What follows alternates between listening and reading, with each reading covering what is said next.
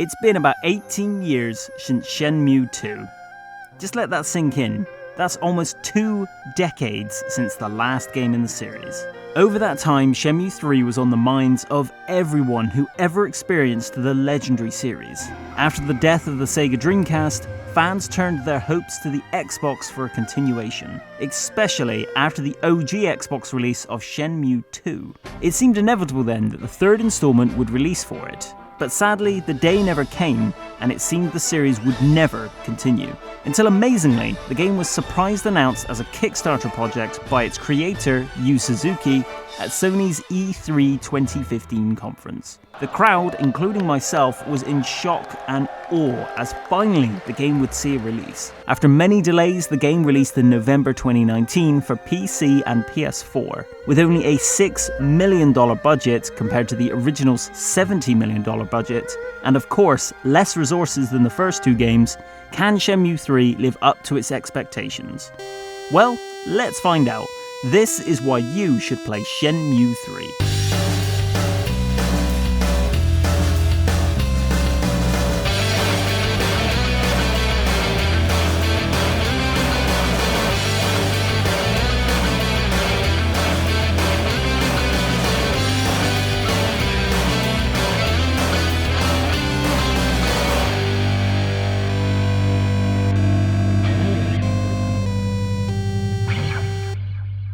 Just a quick heads up, there will be some spoilers in this video. Gameplay elements and some story moments will be talked about. So if you want to stay completely spoiler free, you may want to avoid this video. But I will give you another warning before any major plot points. Shenmue 3 kicks off exactly where Shenmue 2 ended, with Ryu Hazuki and Shenmue inside the cave with the giant dragon and phoenix mirrors, still looking for her father. It literally just carries on as if you would just pause the game. You waited 18 years, and the graphics suddenly improved. They head into the Chinese countryside of Bailu Village, and the game begins. Shenmue 3 plays almost exactly like the first 2 games. Hold a trigger to make Ryu run, and yes, he still moves like a tank, if a slightly more maneuverable one. One of the first things you will notice, which unfortunately is annoying, is that when Ryu runs around, his health reduces, to signify he is getting tired. You have to buy food to recover it. This is fine for most of the game, but gets very annoying and quickly, especially with how you don't automatically recover health before a fight. So if you enter into a fight without knowing about it, and your health is at rock bottom, you're pretty much done for it. Other than this though, the game plays the same as before, except thankfully the environments are a lot less restrictive. You are no longer restricted to set pathways, you can now roam free on the grass and run through much more varying locations than before. In the first section of the game within Bailu Village, you explore very natural locations. Lakes, open fields, natural gardens, and with some more structural areas such as temples and markets. It's all quite beautiful really, and for a game made on such a small budget, the graphics really are impressive. Not in just the environments, but character models as well. Some characters can look, well, horrifying, probably by design, but others, like Ryu and Shenmue, have some amazing details, like imperfections in Ryu's skin during close-ups. And this is all topped off with some stylistic lighting that really makes the game shine in just the right way. As you progress through Bailu Village, you meet a large cast of characters, in similar fashion to the first 2 games, gathering information on the whereabouts of Shenua's father and other stonemasons. You quickly discover that some thugs have ransacked their homes looking for them, and for the Phoenix Mirror still in Ryu's possession. You progress through the game just as you always have in Shenmue, investigating by talking to different characters, finding clues in the environment by searching drawers, cupboards, etc., and working jobs, which there are a few more of in this game, such as the surprisingly addictive woodcutting game. But of course, we can't forget the big one, by punching and kicking your way to the answers. This is done a little differently than in previous games.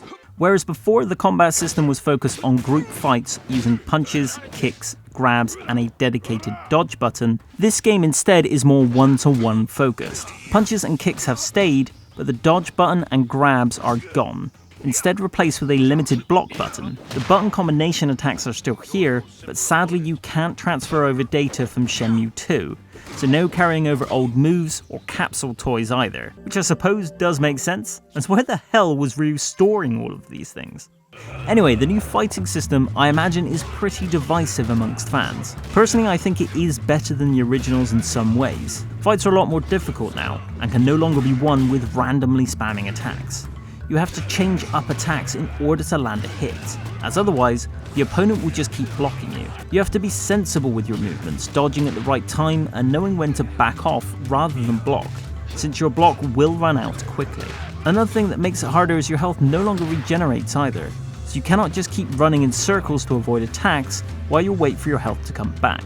You can purchase items that allow you to recover health during a battle, but these are limited to story-based fights only and can be quite pricey, especially at the start of the game. There are side missions where you must fight through multiple students at a martial arts dojo.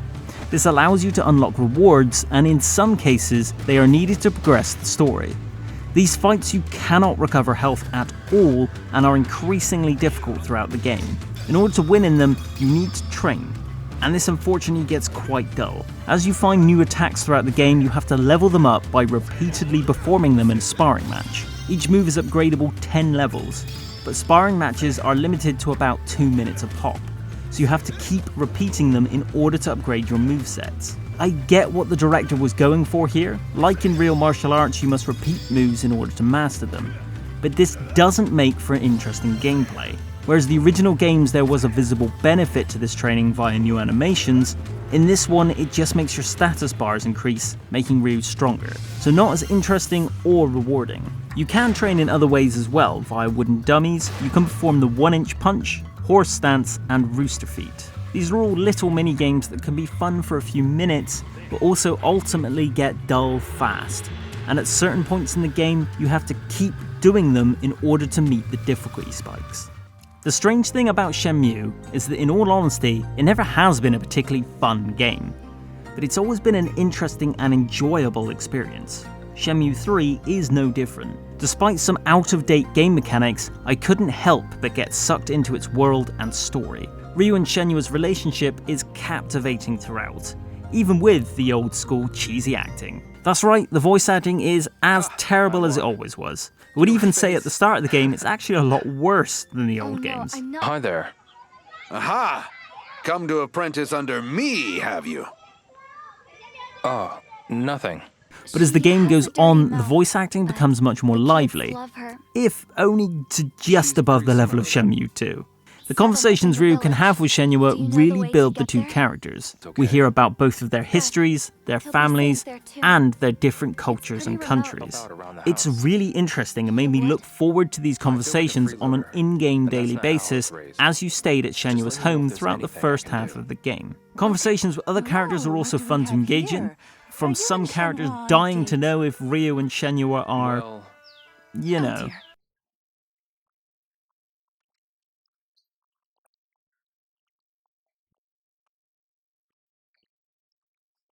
So people just wanting to spar or train with you. Others want small side quests that you can only really find by talking to everyone. And there is a lot of people to talk to in this game, including dozens of shopkeepers who will sell, well, pretty much anything to you. Random foods that you can use to recover your health or stamina, new clothes for Ryu, which are either always ridiculously expensive or not actually available for him to wear. You can also buy other random items to pawn for more money, movesets, and more. For such a low-budget game, it is amazing how fully realised the world is, and once again gives off that Shenmue charm that no other franchise can match. Before I go into further spoilers, one quick thing to mention is this game's, once again, fantastic soundtrack. The game shines here just like in the previous two, with incredibly scored tracks matching the aesthetic of the environments you're in. The main theme, a recreation of the original Shenmue theme, is once again beautiful, to the point of being as well written as some of the biggest themes in gaming.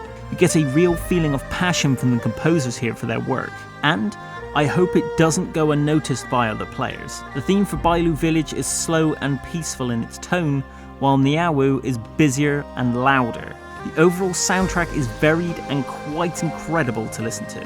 Make sure to check it out if nothing else. Moving into the second half of the game's spoilers now, so watch out.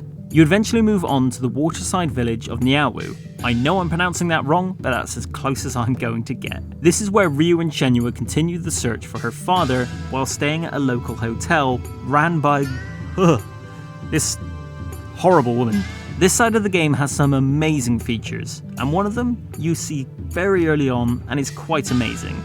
The Hotel Guest Book. This is full of Kickstarter backer messages as a thank you to all those that funded the game. Thousands of notes and stories showing a true love for this franchise. It's incredible to read through, and is something that is really wonderful to see. There's also a museum full of Shenmue artwork, statues, figures, and more from fans and people who have worked on the series. It really is fan service to another level. Other features of this area are its incredible and varied scenery, its large cast of characters, more optional forklift truck driving, and arcades full of original but not necessarily good minigames. Sadly, there are no Sega Classic titles due to them not publishing the game, but you can still find a hidden Sega Saturn in Bailu Village and several game posters. Unfortunately, despite its new environment, the second half of the story is very similar to the first half. In Bailu Village, you have to hunt down Thugs, huh? in search of Shenua's father, fighting your way through gangs to find its overall leader. The Niawu story is literally the same thing. You look for her father fighting through thugs as you do, struggling against the boss before eventually taking him down. It's very much a game of two halves, but those two halves have too much of a similarity in terms of story. This is where the lack of budget really starts to show. Whereas the first two games continuously pushed forward, this game just feels like two big missions that are basically the same. The content is still enjoyable, but it all feels very samey by the end. And with a lot of in-game paywalls, it makes the game artificially longer than it needed to be. Big spoiler warning now, as I am going to discuss the ending of Shenmue 3. One of this game's biggest letdowns is that the story doesn't really progress compared to the first two. Ryu saves Shenua's father and meets a new villain known as Niao that works for Lan Di. Then in order to save Shenmue, he has to give the Phoenix Mirror to. You fight your way to the top of the temple in a similar fashion to Shenmue 2's big tower fight, but a lot less interesting, and a lot easier. When you reach the top, you find the man himself, Lan Di. Ren from Shenmue 2 has also travelled here with you and tries to fight Lan Di as well. However, after all this time, they are still unable to land a single blow on him. Niao betrays Lan Di, taking the Phoenix Mirror and burning down the temple with everyone inside. Ryu and Ren escape, but we do not see what happens to Lan Di. Ryu, Ren, and Shenmue move on to a new area of China in search of Lan Di again. And the story just ends there, with a message: the story goes on. Nothing significant in the overall story happens in this game, bar a couple of very minor plot points. Character relationships are built, but apart from the last few minutes, the story is ultimately pointless within the Shenmue saga. Ultimately, my main problems with the game is it does get repetitive after a while, and although the character development is amazing, the story doesn't progress that much, making the game feel very dragged out. However, that isn't to say you shouldn't play the game. If you have played the first two games, then 100% you need to play this game. It is straight up a continuation of the series that people have waited so long to continue. It is amazing this game even exists, let alone actually being quite good. Just because it is not perfect does not mean it's not enjoyable. Yeah, sure, it does have problems, like any game in existence. Some of them you do just have to endure, but nothing is offensively bad, and ultimately, it's still a very enjoyable experience. This is not going to draw in any new fans, and anyone first playing this series will be very confused as to why people get hyped for it. But to those who have enjoyed the franchise for years and eagerly awaited this game, this is a game you owe it to yourself to play. Yeah, it's exclusive to PS4 and the Epic Store on PC, but honestly, that doesn't make any difference to the game. If you want to play Shenmue 3, don't wait. Just dive into the world you have been dying to return to and continue through one of the best stories and worlds in gaming. Thank you very much for watching. My name's Phil, I was the creator of this video. Sorry this one took a while, this was a damn big game and I didn't want to rush it. Coming into 2020 now, I am looking to do more spotlight on videos this year and try and do some smaller but more frequent content. If you enjoy the videos, please like, share and subscribe, and click that stupid bell icon to get notified of new videos, which I release roughly once a month. You can check out our social media pages in the description below, and if you want to see more, as always, there are more videos on screen now. Until next time everyone, thank you very much for watching.